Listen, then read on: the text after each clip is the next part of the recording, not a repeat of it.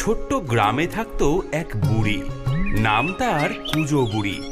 একাই থাকতো সে তার ছোট্ট তাল পাতার কুড়ে ঘরে। সেদিন রাতে কি ভীষণ ঝড়, যেন আকাশটা ভেঙে পড়বে। কুজো বুড়ি ভয়ে কাঁথার তলায় কাঁপছিল। ও বাবা গো, আমার ঘরটা যে গেল গেল গেল, ওই গেল। মরমর করে একটা বিকট শব্দ হলো। পরের দিন সকালে রোদ উঠলে দেখা গেল বুড়ির কুড়ে ঘরের জায়গায় শুধু কটা ভাঙা বাঁশ পড়ে আছে।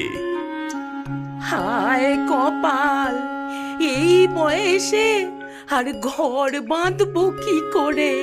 কাঁদতে কাঁদতে বুড়ির নজর গেল তার বাগানের বেড়ার দিকে, আর দেখেই তার চোখ গোল্লা গোল্লা হয়ে গেল। ও মা, ওটা কি? হ্যাঁ, এই আমার লাউ গাছটায়, বাপ রে, এ তো লাউ নয়, এ যে একটা আস্ত হাতির বাচ্চার মতো গোল গাল, চাঁদের মতো সাদা। বুড়ির মাথায় তক্ষুনি একটা বুদ্ধি খেলে গেল। সে তার ভাঙা ঘরের দাঁটা কুড়িয়ে আনলো। দাঁড়া, এই দাঁড়া বাছা, তোকেই আজ আমি নতুন ঘর বানাবো। এই বলে লাউয়ের গায়ে একটা চৌকো দরজা কাটলো। সারা দিন ধরে লাউয়ের ভেতরে সব নরম শাঁস, সব বিচিগুলো খুঁটে খুঁটে বের করলো। ভেতরটা যখন একদম সাফ, তখন দেখা গেল ওটা একটা আস্ত গোল ঘর। আরে আহ, কি আরাম! এই না জল ঢোকে, না হাওয়া লাগে, এ হলো আমার লাউ কুটির।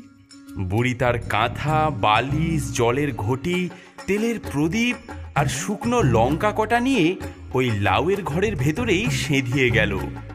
এদিকে রাত নামলো, কিন্তু বাইরে আবার ঝড় উঠল। বুড়ি তখন গভীর ঘুমে। হঠাৎ ঘরটা কেমন দুলে উঠল। তারপর খটাস করে একটা শব্দ হলো। লাউটা তার বোটা ছিঁড়ে গড়িয়ে পড়ল। ও মা, ও মা, ঘর নড়ে কেন? এ ভূমিকম্প নাকি? আরে আরে, এ যে বন বন করে ঘুরছে। ওরে বাবা রে, আমার ঘর যে ছুটছে। সেই যে লাউ গড়াতে শুরু করলো, আর থামে না। ঢালু জমি বেয়ে লাউ গড়িয়ে চললো, আর শব্দ হতে লাগলো।